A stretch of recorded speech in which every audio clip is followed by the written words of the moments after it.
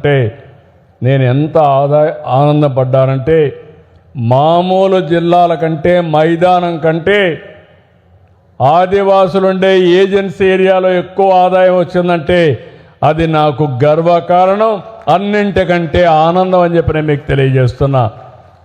నేను ఇటీవల ఒక విషయం మాట్లాడుతున్నా.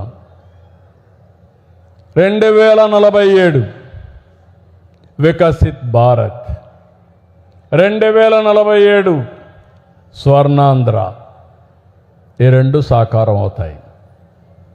దేశం నెంబర్ 1 కావాలి, రాష్ట్రం స్వర్ణాంధ్రప్రదేశ్గా తయారు కావాలి. రాష్ట్రం స్వర్ణాంధ్రప్రదేశ్ అంటే మీ కుటుంబాలు స్వర్ణ కుటుంబాలుగా తయారు కావాలి.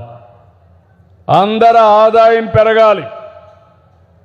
డబ్బులుండే వాళ్ళ ఆదాయం కోట్లు లేకుంటే వందల వేల లక్షల కోట్లు పెరిగిపోవడం కాదు. పేదవాడి ఆదాయం పెరగాలి. అదే మరిగా ఆర్థిక అసమానతలు తగ్గాలి. అందరికీ మెరుగైన జీవన ప్రమాణాలు ఉండాలి. మీ పిల్లల్ని చదివించాలంటే మీ దగ్గర డబ్బులు లేకుండా అసలు పిల్లలు లేని వాళ్ళకి 100 కోట్ల రూపాయలు ఉంటే లాభం ఏంటని అడుగుతున్నా. అందుకనే ఆర్థిక అసమానతలు తగ్గించే విధానం రావాల్సిన అవసరం ఉంది. దానికోసం నేను ఆలోచిస్తున్నాను. ఇది మనందరి బాధ్యత. సూపర్ 6 ఇచ్చాం. వివిధ డిపార్ట్మెంట్ల ద్వారా సంక్షేమ కార్యక్రమాలు, అభివృద్ధి కార్యక్రమాలు చేస్తున్నాం.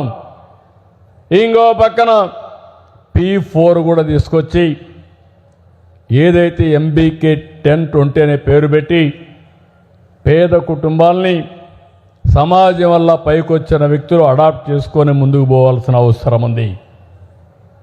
ఇలాంటి విధానాలన్నీ కూడా మనం ఆలోచించినప్పుడు మనం చేసే పని కూడా ఏం చేస్తున్నామో దాని ఫలితం ఎంతవరకు వచ్చిందో ఆలోచించాలి. అందుకే మీరు చూస్తుంటారు, మీ అందరికీ ఫోన్లు వస్తూ ఉంటాయి. నాకు పని లేకుండా ఫోన్ చేయడం లేదు, IVRS పంపిస్తూ ఉంటా. పింఛన్ ఇస్తారు. పింఛన్ ఇస్తానే ఏ సమయంలో ఇచ్చారు, ఎక్కడిచ్చారో నాకు టెక్నాలజీ ద్వారా తెలిసిపోతుంది.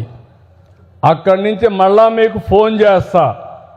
ఎందుకంటే మీతో మర్యాదగా మాట్లాడా, లేకుంటే భిక్షమారిగా మీ ఇంటికి ఇచ్చి మీ దగ్గర నుంచి 10 రూపాయలు కొట్టేశాడా, లేకుంటే మిమ్మల్ని తక్కువగా చూశాడా అని కాకుండా ప్రతి ఒక్కరిని గౌరవంగా చూసే బాధ్యత ఈ ప్రభుత్వానిదని మరొకసారి విజ్ఞప్తి చేస్తున్నాను.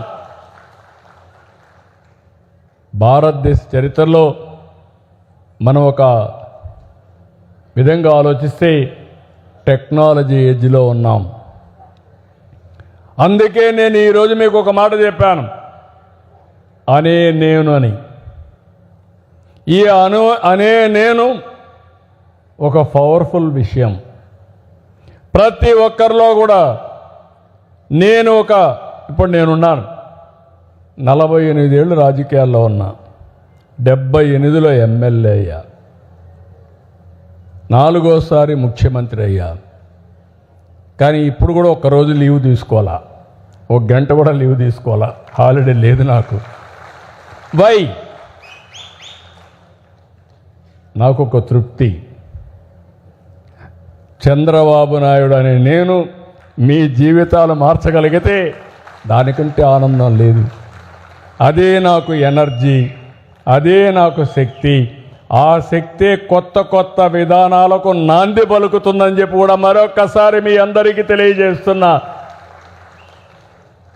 ఇది ఎప్పుడు జరుగుతుందంటే ఒకరినొకరు గౌరవించుకోవడం, ఒకరిని ఒకరు గుర్తించడం, వాళ్ళ యొక్క మెరిట్ ఉంటే గౌరవించడం, ఒకరికొకరు కాళ్ళు పట్టుకొని ఎన్నిక లాగడం కాకుండా అవసరమైతే భుజం మీద ఎక్కించుకొని వాళ్ళ ముందుకు తీసుకుపోతేనే అదే నిజమైన దేశభక్తి, దేశ అభివృద్ధి. అవునా కాదని అడుగుతున్నా. సిద్ధంగా ఉన్నారా మీరు? ఈ రోజటి నుంచి చదువు లేదని అధైర్యపడకూడదు. నువ్వు నీకు నచ్చిన మాట సోషల్ మీడియాలో పెట్టు, మంచి మాటలన్నీ పెట్టు. అది చూసి 10 మంది మారితే నువ్వు దేశానికి అభివృద్ధి చేసిన దాని అవుతావు. ఆ విషయం గుర్తుపెట్టుకోవాల్సిందిగా నేను కోరుతున్నా.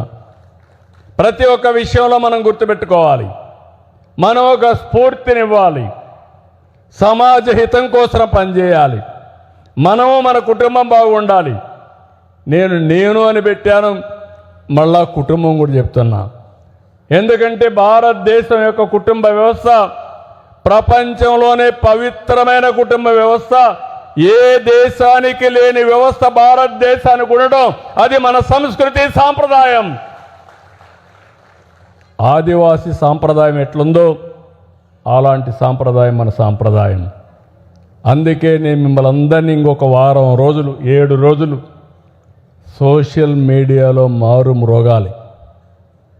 నేను నా దేశం, నేనేం చేస్తాను, మా ప్రాంతంలో ఏం జరుగుతూ ఉంది, నేను ఎట్లా అభివృద్ధిలో భాగస్వామిని అవుతాను, 2047కి నేను ఏ విధంగా గుర్తుండే పనులు చేస్తానో ఆలోచించుకోవాల్సిన అవసరం ఉంది. ఈరోజు ఒకరు ఒక చెట్టు పెడతాం, ఓసారి వివిధ వయసులో ఉన్నోళ్ళు పెడతారు.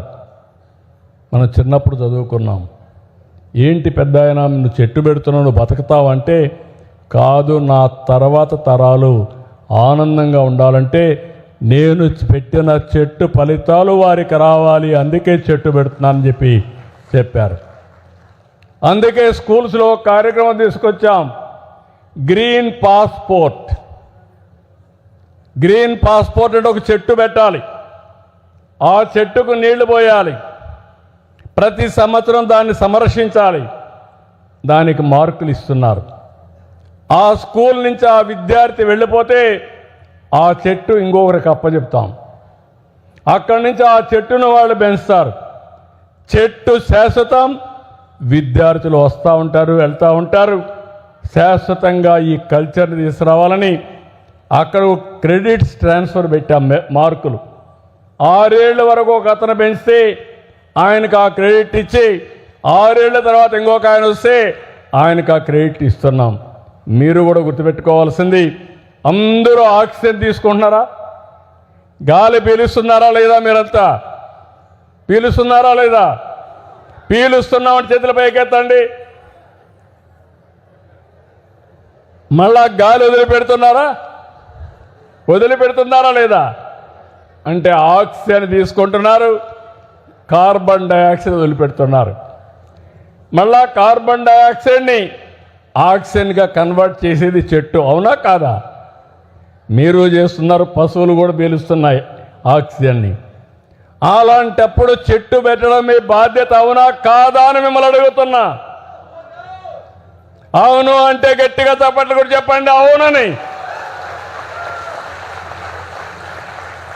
ఈ రోజుటి నుంచి మీరు కూడా ఒక చెట్టు పెడతారు, ఆ చెట్టుని పెంచి పోషిస్తారు.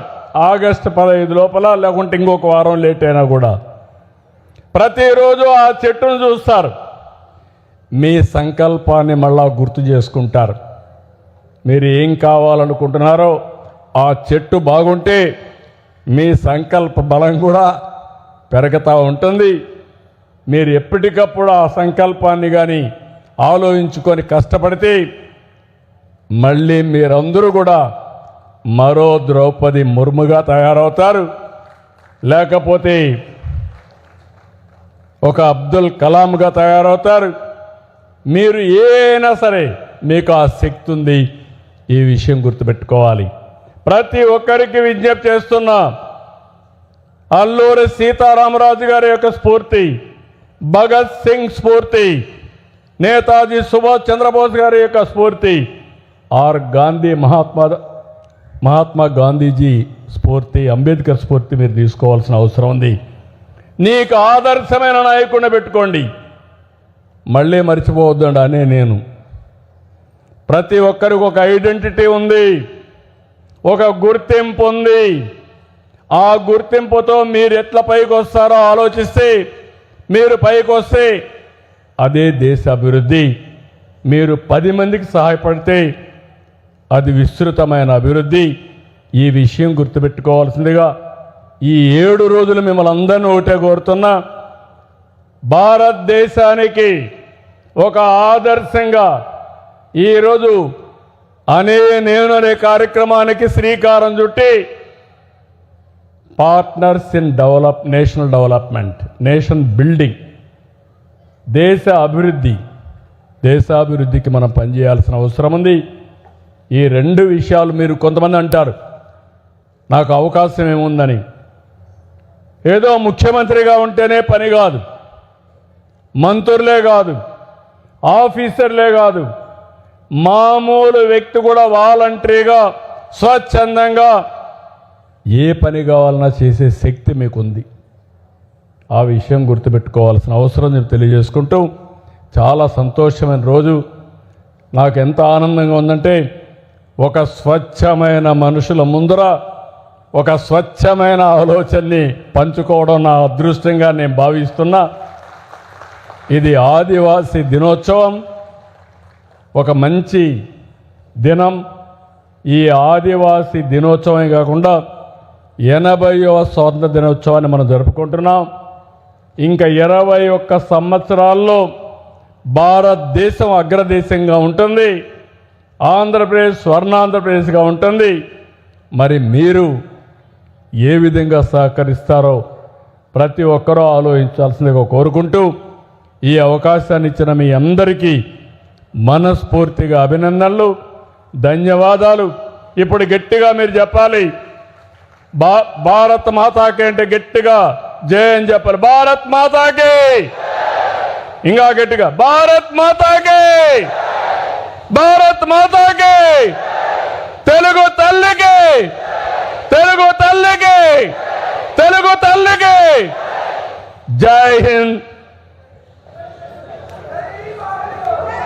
దయచేసి అందరూ కూర్చోవాలండి.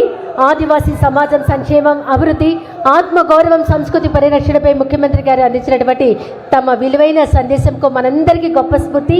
గౌరవ రాష్ట్ర ముఖ్యమంత్రి వర్యులకు హృదయపూర్వక ధన్యవాదాలు. రాష్ట్ర ముఖ్యమంత్రి వర్యులను ఘనంగా సత్కరిస్తూ ఉన్నారు గిరిజన సంక్షేమ శాఖ మార్చిలి గుమ్మడి సంధ్యారాణి గారు. ఈనాటి ప్రపంచ ఆదివాసీ దినోత్సవం సందర్భంగా విచ్చేసినటువంటి గౌరవ రాష్ట్ర ముఖ్యమంత్రి వర్యులు నారా చంద్రబాబు నాయుడు గారికి, గిరిజన సంక్షేమ శాఖ మార్చులు గుమ్మడి సంధ్యారాణి గారికి, అలాగే పార్లమెంటు సభ్యులకు, శాసనసభ్యులకు, విచ్చేసినటువంటి అధికారులకు ప్రతి ఒక్కరికి హృదయపూర్వక ధన్యవాదాలు. ఇప్పుడు మన జాతీయ గీతం దయచేసి అందరూ లేచి నిలబడవలసిందిగా కోరుతున్నాం. జనగణమన